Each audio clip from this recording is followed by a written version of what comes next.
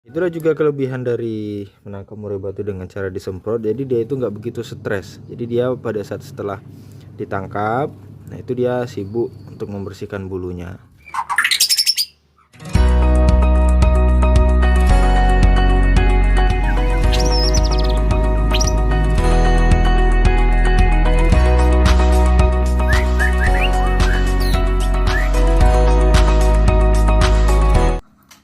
Bismillahirrahmanirrahim. Oke guys, apa kabar semuanya? Kembali lagi di channel Kobe TV. Di video kali ini kita mau angkut indukannya, ya mau kita bawa keluar. Jadi kemarin bukan kemarin ya, jadi tadi itu baru saya panen anakannya ini. Nah, sekarang kita mau panen indukannya. Jadi tadi sudah udah musyawarah lah gitu. Intinya murai batu ini lebih baik di luar dulu sementara ya, makanya ini mau kita ambil tindakan, mau kita pindahkan ke luar. Nah ini mau kita semprot dulu supaya proses penangkapannya lebih gampang ya, karena kalau langsung saja kita jaring atau kita tangguk itu bakal lama karena dia terbangnya masih cepat gitu ya. Oke, kalau gitu kita akan tangkap terlebih dahulu. Oke, alhamdulillah ini indukan udah kita tangkap semua dan lumayan sulit juga tadi ya, karena tanggungnya kebesaran dan kandangnya juga lumayan luas ya. Nah jadi video kali ini bisa juga untuk Anda jadikan referensi ataupun patokan bagaimana beli indukan yang produksi dengan anak-anaknya ya, apakah nanti bakal bisa produksi normal kembali di tempat baru ataupun di tempat Anda ya. Nah ini bisa jadi kita jadikan pelajaran ya, yang mana ini saya mau lihat juga perkembangannya pada saat nanti di sana, karena di sini dia hanya sepasang ya, hanya sepasang dan tidak ada suara murai batu lain, jadi hanya dia yang menguasai di dalam kandang ini ya. Nah kalau di tempat kita nanti itu bakal banyak murai batu ya, puluhan murai batu, dan pastinya akan berbeda suasananya, nggak bakal berhenti suara murai batu di sekitar situ. Nah apakah nanti membuat dia stres ataupun ngedown ya, yang mudah-mudahan aja enggak ya, karena murai batu ini juga insya Allah bagus ya seperti itu, tapi tidak menuntut kemungkinan bahwasanya burung bagus bakal tenang di tempat yang baru ya. Nah tapi kalau indukan ini memang udah pernah saya pindah-pindah kandang, itu bagus ya, dia tetap produksi dan tidak menjadi masalah. Memang dia kondisinya agak liar ya, tapi indukan ini adaptasinya itu cepat gitu ya.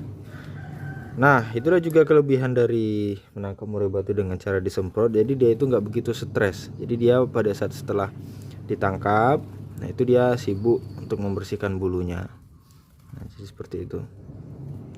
Nah nanti ini anakannya tetap kita loloh ya, bukan berarti nanti kita panen sama induknya sama anaknya itu kita taruh di kandang kita letak lagi anaknya, enggak ya, bukan seperti itu ya, tapi memang untuk diloloh. Nah sebenarnya kalau kita beli murai batu yang pasangan produksi itu paling yang perlu diperhatikan adalah jadwal nguraknya ya, jadwal ngurak, kemudian pola pakan dan rawatan harian sebagainya dan sebagainya ya. Nah itu perlu Anda pertanyakan ya, karena kebanyakan penangkar itu menjual murai batu kondisi produksi, itu bisa saja murai batu tersebut sudah di penghujung ganti bulu ataupun ngurak ya. Nah ataupun kalau bermasalah mungkin enggak ya, karena kalau misalkan panen beli indukan kondisi anakannya masih ada di situ, panen sama anak-anaknya ya kemungkinan enggak ya, enggak nicuh lah gitu ya. Ya bisa saja, tapi dibuat-buat anakan yang lain ditaruh di sana, kemudian dibilang oh ini murai batu produksi.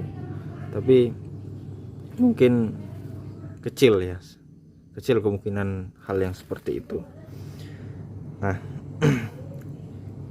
maka dari itu hal-hal yang perlu Anda pertanyakan yaitu tadi, ini terakhir nguraknya kapan? Kalau sudah, dan kemudian ini anak produksi yang keberapa setelah dia ngurak.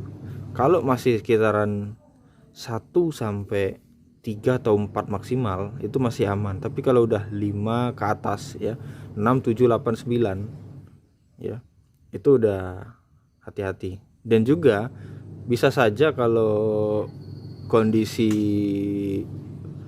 perubahan cuaca, perubahan suhu kandang dan sebagainya, itu bisa juga mempengaruhi murai batu bakal ngurak tiba-tiba ya. Karena saya pernah baru ganti bulu di kandang biasa, kemudian saat dipindah ke kandang ternak ya, itu malah ganti bulu. Itu wajar, itu sebenarnya bukan karena perubahan suhu aja, tapi perubahan pola pakan, yang mana pakannya biasanya fur, kemudian tiba-tiba makannya jangkrik, enak-enak lah gitu ya. Nah, tapi kalau misalkan dari kandang ke kandang itu biasanya minim ya kalau pola pakannya masih sama.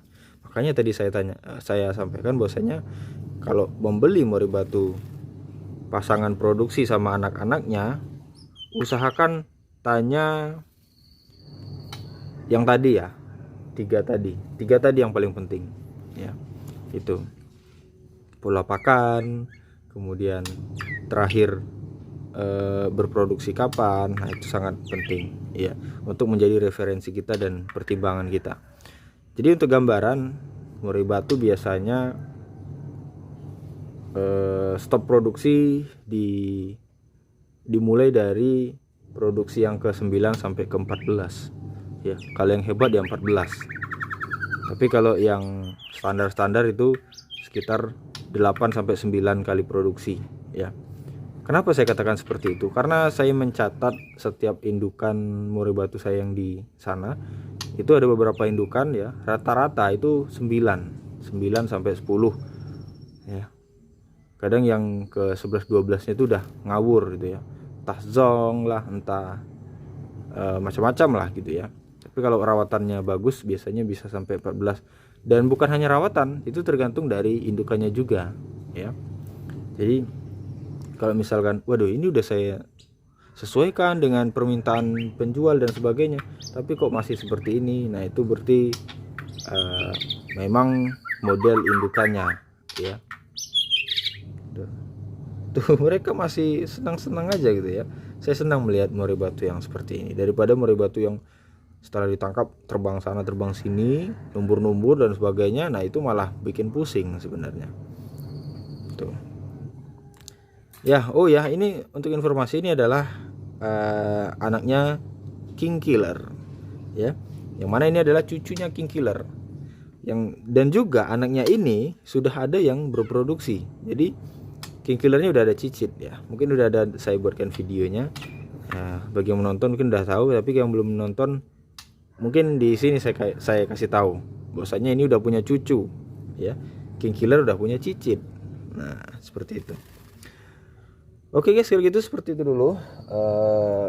Kita lihat bagaimana nanti prosesnya setelah kita bawa murai batu ini ke sana, apakah bakal produksi normal atau banyak masalah ya, karena perubahan tempat, suhu juga di sini lebih dingin daripada di sana, kemudian sana lebih rame, dan pola pakan mungkin sama lah karena saya nyetelnya sama dengan yang di sini ya, yang saya kasih tahu sama orang-orang yang di sini, ada ipar sama mertua ya, seperti itu. Kemungkinan sama, hanya saja mungkin nanti kandangnya agak kecil kayaknya nih, karena kandang besar yang udah kepake semua. Nah, kita lihat aja. Mudah-mudahan video ini bermanfaat. Terima kasih sudah menonton. Saya kira assalamualaikum warahmatullahi wabarakatuh.